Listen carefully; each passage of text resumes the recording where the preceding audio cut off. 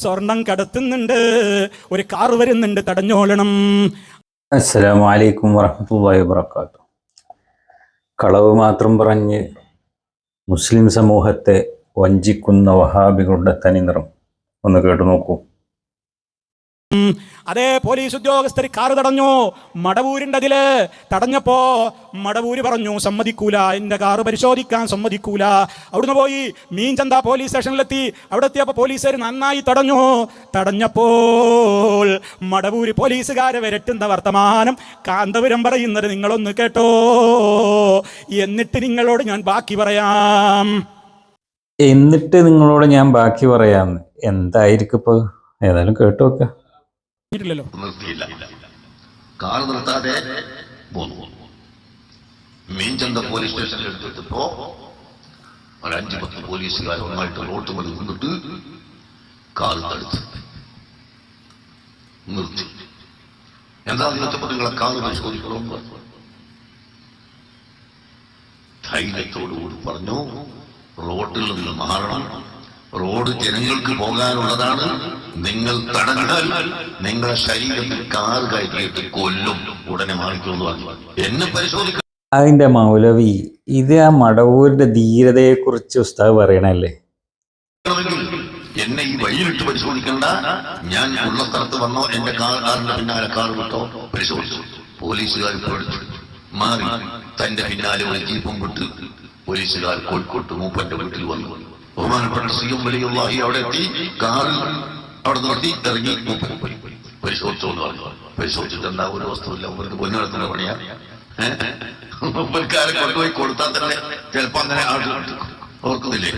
അപ്പോ മനസ്സിലായില്ലേ?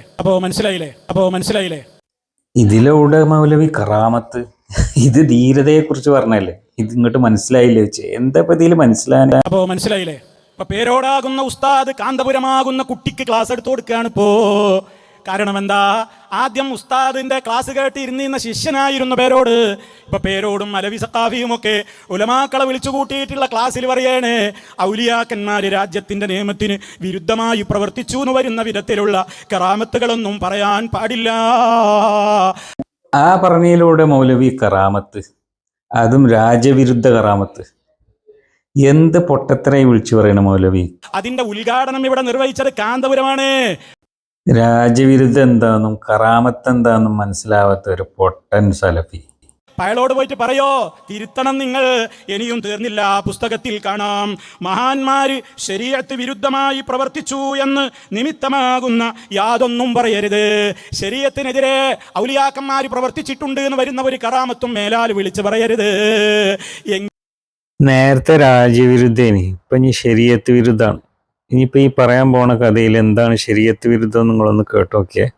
പിന്നെ നിങ്ങളൊരു കറാമത്ത് കേട്ടോ, മടവൂരിന്റെ ഒരു കറാമത്ത് കേട്ടോ.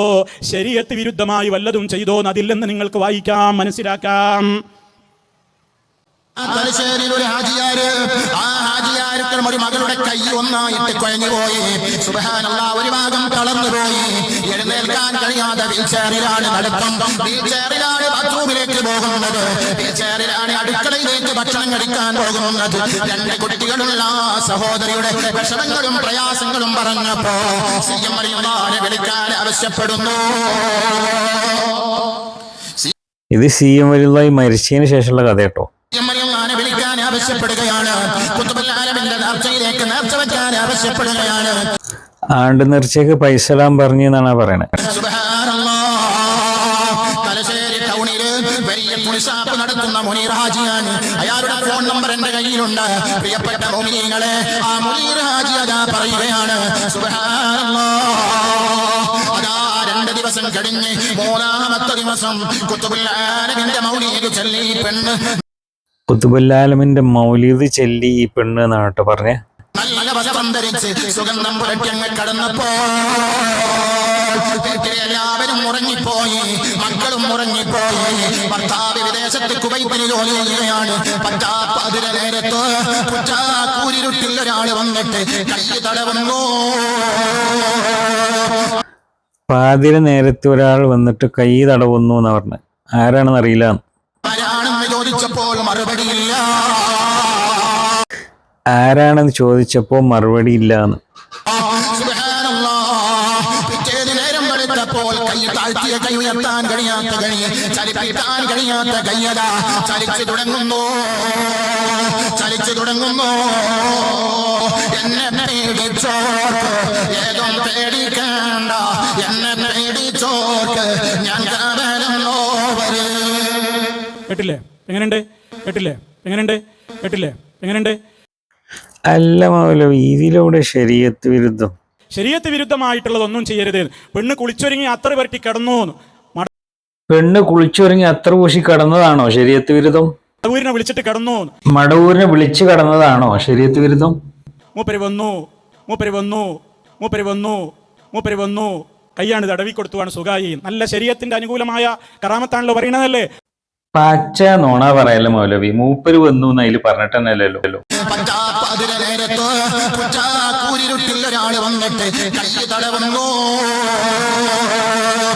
ഒരാള് വന്നു എന്നാ പറയുന്നത്, മടവൂര് വന്നു എന്ന് അതിൽ പറയുന്നില്ല. പറഞ്ഞ ആരാണെന്ന് ചോദിച്ചപ്പം ആരാണെന്നും പറഞ്ഞില്ല. എന്താണ് ഇങ്ങനെ നോണ പറയുന്നത്? ചോദിച്ചപ്പോൾ മറുപടിയില്ല. മുസ്ലിയാക്കളെ ഉളുപ്പ് എന്ന് പറയുന്നത് അങ്ങാടിയിൽ നിന്ന് വാങ്ങാൻ കിട്ടുന്നതല്ല. അത് അത്യാവശ്യം ഖുർആനും ഹദീസും പഠിച്ച് മനസ്സിലാക്കിയിട്ട് ഉണ്ടാവേണ്ട ഒരു മര്യാദയാണ്. മൗലവി ഇങ്ങളെ ഉളുപ്പുമ്പോൾ മനസ്സിലായി, പച്ചക്ക് നുണ പറയാം. ഇത് നോക്കി, എന്തൊരു നുണ പറഞ്ഞിട്ട് ഇങ്ങോട്ട് പറയാം മുസ്ലിയാക്കന്മാർക്ക് ഉളുപ്പില്ല. നിങ്ങൾക്ക് ഇവിടെ ഉളുപ്പ്. അത്രേ ഞാൻ അതിനെ കുറിച്ച് പറയുന്നുള്ളൂ. ഇനി നിങ്ങൾ കേട്ടോ, അതുകൊണ്ടും തീർന്നില്ല. സഹോദരന്മാരെ, നിങ്ങളൊന്ന് ആലോചിച്ച് നോക്കി, ഇത്രയും നുണ പറഞ്ഞിട്ട് ഇയാൾക്ക് മതിയായിട്ടില്ല. ഇനിയും ചോദിക്കുക, ഇനിയും നിങ്ങൾ കേട്ടോ.